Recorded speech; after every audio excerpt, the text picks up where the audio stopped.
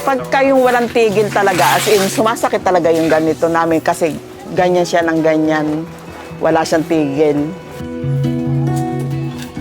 Kadalasan po na nahihiwa ako. Pero hanggat gusto mo kumita, masasanay ka. Eh kung di naman po magkakampel, magugutom kami.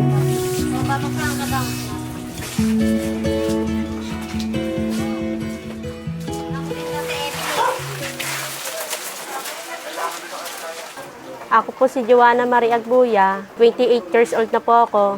9 years na po akong gumagawa ng kampel. Galing po siya sa Abule. Tapos pinipihit-pihit po namin para matusok yung aspile. Yung aspile po ay ginagawang pantusok ng kampel. Ang una pong paggawa ng kampel, sa ganito, kailangan po may kutsilyo yung gagamitin. Magtitis-tis po.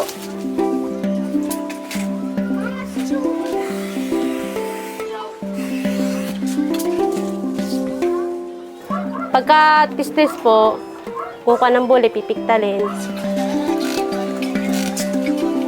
Tapos sabay kampel.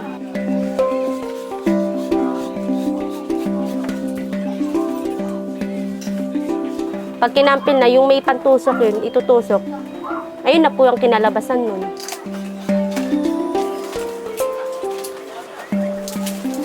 Ako si Rose Villanueva, 62 years old. Ang trabaho ko is naggagawa ng suman, balat ng suman. Tinuruan kaming gumawa niyan hanggang sa ang edad ko pa lang siguro as in grade 6, mga 11 years old. Ganon. Hanggang ngayon. Nagsimula ang matuto kami niyang gumawa niyan. Merong isang taga-Kainta na tumira dito na siya yung unang gumawa talaga ng ganyan. Doon kami natuto. Magmula ng 6 a.m., maggagawa na ako niyan. Hanggang pinakampay ngayon, kakain sa lunch. Then, another gawa uli hanggang magdamag. Sa umaga hanggang alas 10 ng gabi, nakakagawa ako ng mga 2,000 pieces. Pagka yung walang tigil talaga, as in, sumasakit talaga yung ganito namin kasi ganyan siya ng ganyan. Wala siyang tigil. Sa isang araw po, nakakapitong bikis po ako. Kasi po sa isang bikis, pumapatak po ng 2 oras. Kinabukasan, mararamdaman mo na yung pasma. Yung nanginginig yung kamay mo, matigas. Tapos yung likod mo masakit. Tapos yung balakang. Ayun po ang nararamdaman ko. Meron din pong madalas na unang umpisa pa lang na paggawa ko ng pagtistis ng bule. May kadalasan po na nahihiwa ako. Pero hanggat gusto mo kumita, maano mo talaga, masasanay ka. Nahihirapan naman din po kaso kailangan po kumita. Eh kung di naman po magkakampel, magugutom kami. Sapat naman po kung pagkakasyahin. Medyo maliit lang siya talaga. Maliit lang ang kita niya. Sa loob ng 1 linggo, kumikita din ng 1,500, 1,700, ganon. 2,000. Depende sa bilis ng kamay. Pagka pangit katulad ngayon, pangit ang panahon ngayon, wala pong hanap buhay ngayon. Nabubulok po. Di po napapakinabangan. Pagka nabulok na kasi, di na pwede gamitin kasi pangit na niya. Kasi pag niluto yan, iba na po yan. Iba na kulay niya. Ito yung kampil na tinatawag nila. Itong kampil nagmula sa bule. Dadalhin pa dun sa mangangampil, gagawin nilang ganito. Pagka nagawa na ng mangangampil, dadalhin dito, at saka ngayon namin gaganyan. Lalagyan na ngayon namin ng malagkit.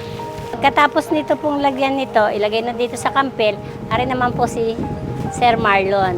Yan. Siya naman po ngayon ang magtatali.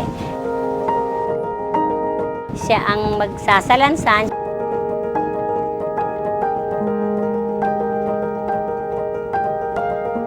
siya na rin ang magsasalang.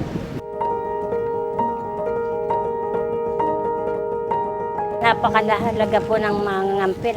Yan ang dapat yung pinakangahalagaan at mamahalin. Dahil kung walang mga ngampil, wala kang suman. Bawat dadaanan na mga manggagawa, iyan yung pinakang mga mahalaga.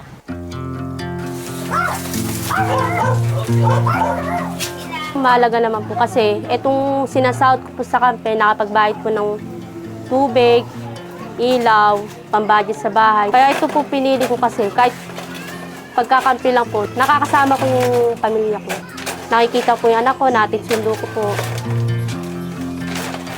Walang pamasahe, nasa bahay lang kumikita. Tapos, nakakasapat naman. Pag grocery, pambili ng bigas, gano'n lahat. Nakakasurvive.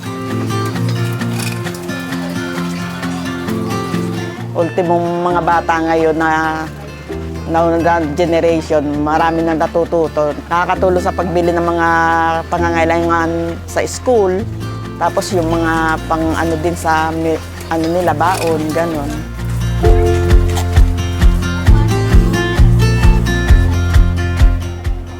Papasalamat ako kahit di naman masyadong kalakasan yung kita.